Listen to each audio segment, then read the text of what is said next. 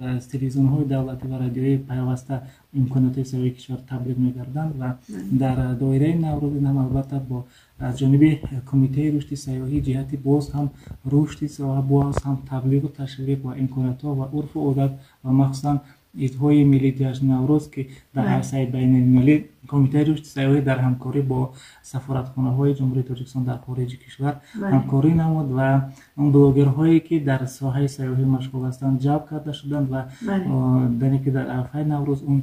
طبق نقشه چاره‌بینی‌های مقامات اجرایی حاکمیت دولتی شهر دوشنبه که برنامه‌های تنتنه‌ای در تمام گوشه‌های کشور در تمام گوشه‌های شهر دوشنبه برگزار کرده شد، یعنی که جلب کرده شدند و از رفت برگزاری تنتنه‌های نوروزی دیدن نمودند، دانلود گرفتند و در شبکه‌های اجتماعی خود پخش کردند و البته قید کننده‌آن مورد است که بلوگران را جلب کرد که از کشورهای جمهوری مردمی چین، از نیدرلندیا، از شویتزاریا، از جمهوری اسلامی پاکستان و کویت دعوت کرده شد و از رفت برگزاری تنتنه‌های نوروزی شهر دوشنبه دیدن نمودند و بعد از اینکه برگزاری تنتنه‌های نوروزی از جانب کمیته رشد سیاحی برای این باز هم فراختر معرفی نمودن امکانات‌های سیاحی، خاصیت‌های سیاحی برای شهر نورک، ناحیه دنغره، بلجمو، خوالین و مومن‌آباد چهلدختران و اینچنین به شهر حصار و ناحیه شهر نو تهیه کرده شدند و بازدید از این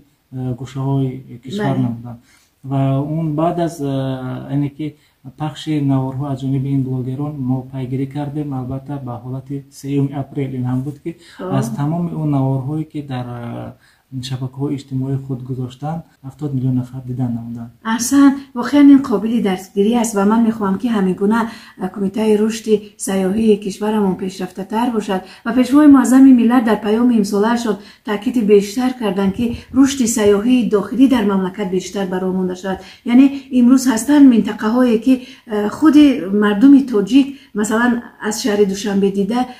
مثلا منطقه کلوب رو ندیده است، منطقه ختلون رو ندیده است یا منطقه سود رو ندیده است یا اسکندرکور رو ندیده است یا نمیدونم منطقه بدخشان رو ندیده است و در همین سمت مسئولین کمیته سیاحی کشورمون در کدام سطح فعالیت دارن کارها رو پیش میبرن؟ کمیته رشد سیاحی تصمیم گرفته است در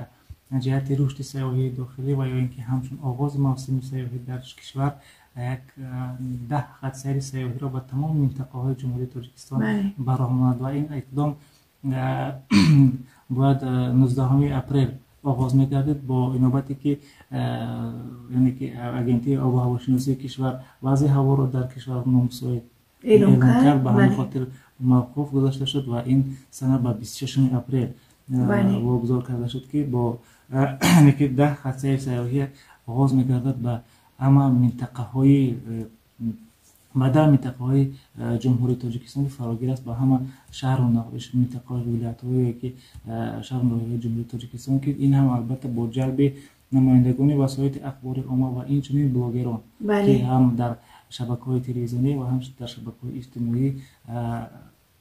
پخش کرده شود و به سر مردم رسانده شود.